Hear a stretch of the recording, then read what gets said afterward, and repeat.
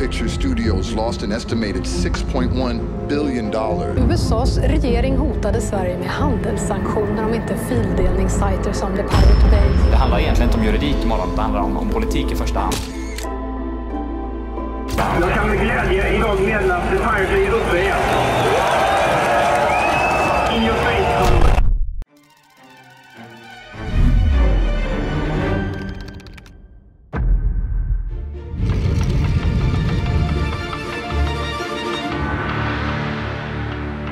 It was well worth doing prison time for the Pirate Bay. This was the final battle cry of a Pirate Bay co-founder Fredrik Neij, after getting raided by the police multiple times, being fined 46 million kroner, and being thrown in prison alongside some of the most vile people on Earth. Fredrik was the only person in his entire prison that was there for a virtual crime. Everyone else there was convicted for robbery, assault, manslaughter, or worse. But things weren't too bad in prison, says Fredrik.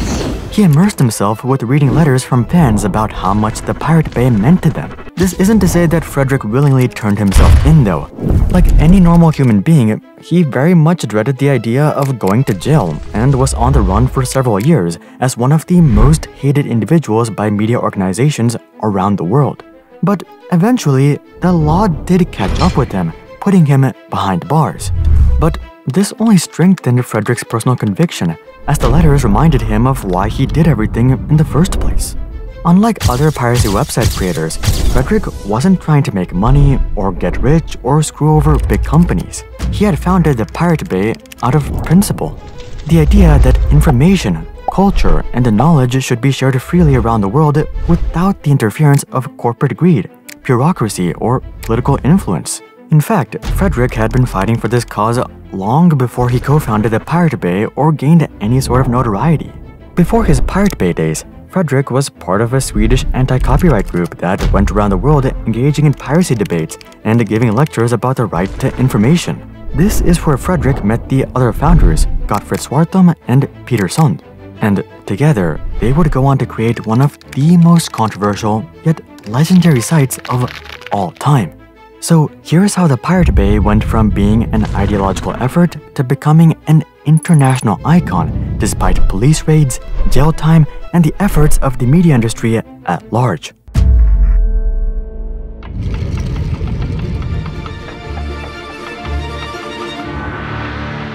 The story of the Pirate Bay dates back to the late 1970s and early 1980s, to the country of Sweden, where all three of our protagonists were born. Not much is known about any of the founders' childhoods, but from what we do know, it wasn't anything to brag about. Fredrik was the oldest of the bunch, having been born on April 27, 1978, in the city of Jönköping, Sweden. There's rumors that he dropped out of high school, and it appears that he just stumbled through his life one day at a time. A similar story could be said about Gottfrid as well, who was the youngest of the bunch, having been born on October 17, 1984. Gottfrid was your classic computer nerd / hacker of the 1990s and 2000s. Think Dennis Nedry from Jurassic Park. And then there was Peter Sund, who was the only one that would be considered somewhat successful by modern society. But this wasn't to say that his childhood was any better. Peter was born on September 13, 1978 in Uddevalla, Sweden. At first, his life wasn't all that bad. His mother was a staff consultant at a large company, and his father was a traveling mechanic. But all of this fell apart when Peter's parents got a divorce when he was just 8 years old. His mother would become clinically delusional as she developed psychosis, which resulted in the family constantly moving all across Scandinavia. Unsurprisingly, Peter would end up dropping out of school in his teens. But there was one saving grace: computers. Computers were Peter's one and only escape from his harsh reality, and this led to him becoming quite a skilled programmer. Ironically, if he had this same childhood in modern times, it's likely that he would have become a lifeless social media addict like myself.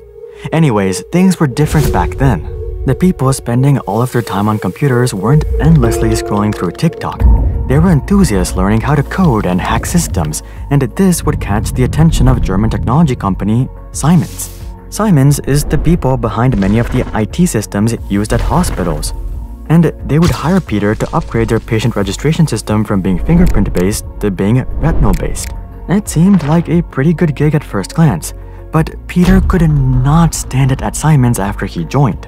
He would discover that his development efforts were being used to identify and deport illegal immigrants, leading them to do unthinkable things. You see, many of these immigrants would burn their fingers on kitchen stoves before visiting the hospital to avoid being identified. This was actually one of the main reasons that Simons wanted to switch to a retinal system. But this simply gave Peter nightmares about immigrants poking out their eyes like Victor Creel. He tried to take it up with his managers, but this simply gave him the title of being negative and difficult to work with. Being drained from work every day, the only solace Peter found was during the evenings when he scrolled through online forums, leading him to discover the world of piracy.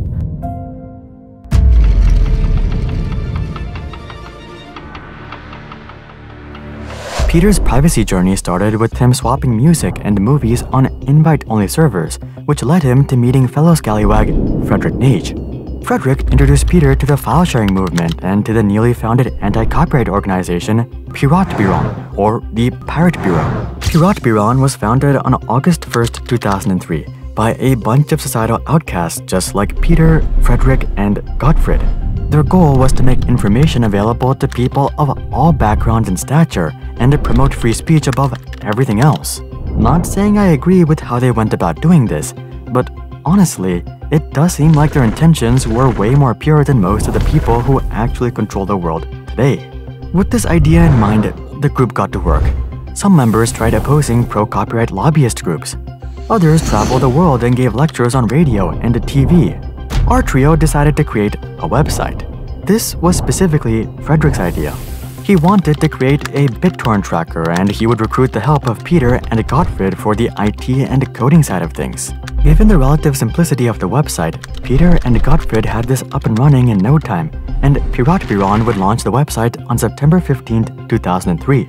This was actually just one of many websites that this trio launched. Moving into 2004, Frederick and Gottfried would create a full-on internet service provider and a web hosting company called PRQ. Don't be fooled though, this was no AT&T.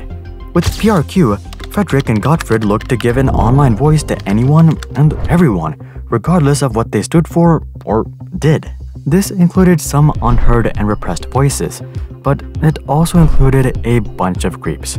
Literally. There were a bunch of forums hosted on PRQ that advocated for, how should I say it, unorthodox relationships. Though Frederick and Gottfried definitely did not agree with everything that was hosted on their platform, they defended all of their customers equally, citing freedom of speech. Something else that sparked a bunch of controversy was yet another one of this duo's ventures, America's Dumbest Soldiers. Honestly, this one was quite distasteful. The website consisted of a list of deceased American soldiers, and it prompted people to vote on how dumb their deaths were. Little to say, this site did not stay up for very long. While these other ventures definitely caused a scene by themselves, it turned out that the trio's original venture would have the greatest sticking power. And luckily for them, it was pretty cheap to run.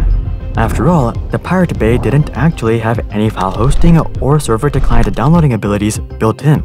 The site simply connected people with a library of links, and all the downloading took place using peer-to-peer protocols. So the trio just had to ensure that they had enough server capacity to handle all of the search volume, indexing, sorting, and filtering. But to their surprise, it didn't take long for this itself to become unmanageable.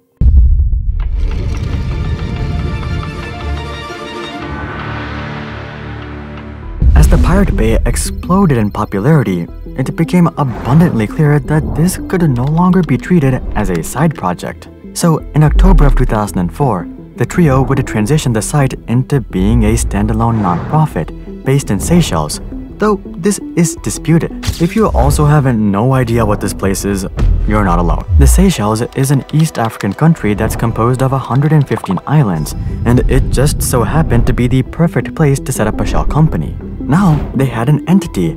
All they needed was infrastructure. Enter Carl Lundstrom. This guy was one of 5 heirs to the Wasabröd fortune. I've actually never heard of this company, but they're super big. They're extremely popular across Scandinavia, and they're actually the largest crisp bread producer in the world. By the time Carl turned 22, this company would be sold to a Swiss pharmaceutical company called Sandoz, which made Carl a mega millionaire by the time that most of us would even graduate college. Carl would turn around and use this wealth to fund a variety of extreme political movements, and it wasn't long till he crossed paths with our protagonists. He would agree to provide the Pirate Bay with all of the required servers and infrastructure, and before you knew it, the Pirate Bay would become a fully funded venture, making copyright holders around the world cry. But they weren't crying for long. They were hurt, and they were hurt bad. Hollywood claims that in 2006 alone, piracy cost them $6.1 billion. And the biggest culprit enabling this asinine behavior was the Swedish site that was just one Google search away, the Pirate Bay. Naturally, Hollywood wanted revenge. They wanted justice. So they marched over to the Swedish authorities and demanded that the Pirate Bay be taken down as soon as possible. This was met with a chuckle from Sweden. I'm not even kidding. You see, Sweden is surprisingly chill about copyright and patents. In fact, they have a full-on political party called the Pirate Party, whose entire focus is to reform copyright law. Hollywood was gobsmacked, and they would take their grievances to the good old US of A. Surely, their hundreds of millions of lobbying dollars would actually earn them some respect from the American authorities. And they were right. The US would turn around and go, "Yo, Sweden, you better shut down those mischievous rascals you got there. You don't want us to bring out the stick and impose trade sanctions through the World Trade Organization, right?" And to that, Sweden would respond, "Your wish is our command," and they would go ahead and raid the Pirate Bay servers in Stockholm on May 31st, 2006. There was so much equipment that the Swedish police would end up filling 3 trucks worth of computer equipment and servers. Surely, this would put an end to the nonsense, they thought. But, the Pirate Bay would be back up in just 3 days.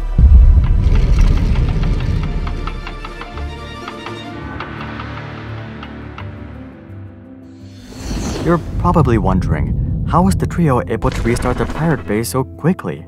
Well, the answer is that the Pirate Bay is nothing.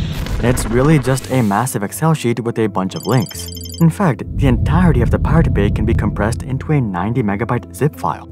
So they didn't have to maintain massive convoluted code bases and repositories or enterprise resource planning software. All of the servers and equipment were simply there to support the extraordinary traffic. So as soon as they were able to find new infrastructure, they were able to upload their tiny zip file and go live in no time. This time, they chose to put their servers in a more discreet location somewhere in the Netherlands, so that the police couldn't just turn around and raid them again. Hollywood was triggered. Not only was the Pirate Bay back up and running, but the police raid had simply drawn even more attention to the website. Clearly, Hollywood didn't have much power in Sweden, so they turned their focus to American companies. They might not be able to shut down the Pirate Bay, but maybe they could prevent you from accessing it? They started working with Google, Facebook, Microsoft, and ISPs to suppress the sharing and searching of Pirate Bay links. But this only made things worse. Here's the thing. When you tell people not to do something, that's when they want to do it, and this couldn't be truer with the Pirate Bay. Just because Facebook or Google suppressed Pirate Bay links doesn't mean jack. You don't have to be a rocket scientist to go directly to the Pirate Bay website and search up whatever you want, and this is exactly what was happening. By 2008, the Pirate Bay became the 97th most visited website on the entire internet. And they were even having talks about selling the website to global gaming factory XAB for $8.5 million. It was becoming abundantly clear that there was only one way to stop this madness: strike the tent. On January 31st, 2008, Swedish prosecutors would file charges against Gottfrid, Fredrik, Peter, and Carl. From the very beginning, this was a decided case. Pirate Bay's lawyers tried to defend that the Pirate Bay was simply hosting links, and that it wasn't actually encouraging or enabling piracy. If you want, you could use the site to share open source software or memes. While this was technically true, I mean, let's face it, these guys were literally part of Piratbyrån, and all of this was completely intentional. So their argument was quickly shut down, and on April 17, 2009, all 4 of them would be sentenced to 1 year in jail along with a 30 million kroner fine, which is about $3.5 million.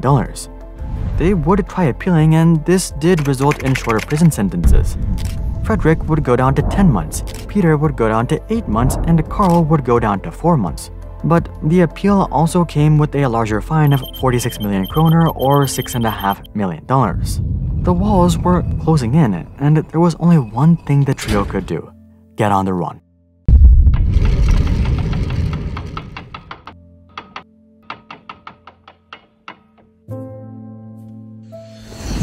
If you're wanted by Hollywood at large for causing billions of dollars worth of lost revenue, you would think that it would be a good idea to lay low. But all three of our protagonists would do the exact opposite. Frederick would run away to Laos/Thailand, and he would create yet another file-sharing site called Bay Files in 2011.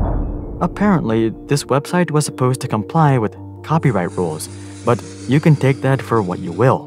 Not only did Frederick launch another site, but he would regularly cross the border between Laos and Thailand because he had residences in both countries.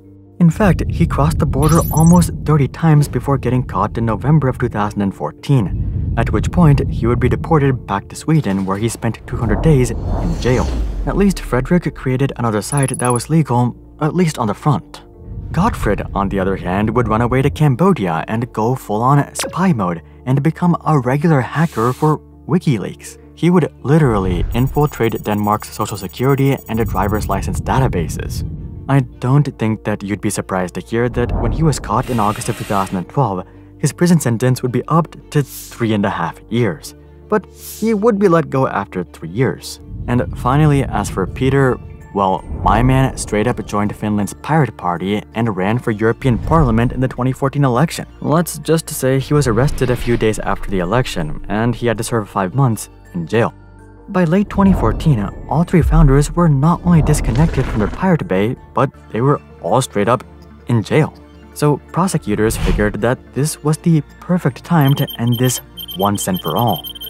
On December 9th, 2014, the police would conduct yet another raid on the Pirate Bay, and they would shut down the original website for good. Surely, the founders could not pull any quick ones this time, right? Well, they were right. None of the founders would try to restart the Pirate Bay after their jail sentence. Frederick would return to Laos and get a job in IT. Peter would work on a micropayment system called Flatter and a messaging platform called Hemless. Gottfried would also return to the IT sector and move on from the Pirate Bay. Yes, the founders were done and out, but there were thousands of people wanting to carry on the legacy. Remember how we talked about it being really easy to store the entirety of the Pirate Bay? Well, it turns out that a lot of people had been regularly saving copies of the website. So whenever one version of the website is taken down, it's just a matter of time until another one pops up with a slightly different domain. At first, prosecutors tried taking down these websites one after another. But it quickly became evident that this was simply a waste of time, effort, and resources, because the legacy of the Pirate Bay was truly unstoppable.